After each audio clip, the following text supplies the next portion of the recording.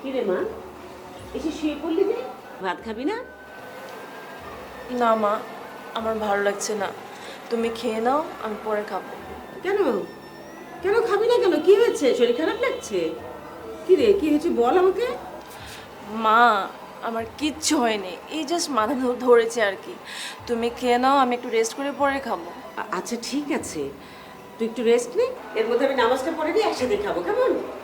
হুম। ও মা শোন, ইয়ে আগামী সপ্তাহে তোর খালামণি আসতে চাচ্ছে, তোর আব্বার সাথে কথা বলতে চায়। ওই যে কোন ছেলেটা তোকে পছন্দ করে বললি না, ওরা ফাইনাল কথা বলতে চাচ্ছে। তো এখন তোর কি মতামত? মানে তোর কোনো আপত্তি নেই তোমার? বল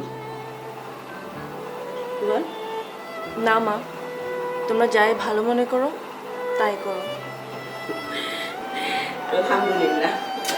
তাহলে তোর খালামণিকে জানিয়ে দিই, কেমন? লক্ষ্মী মা আমার।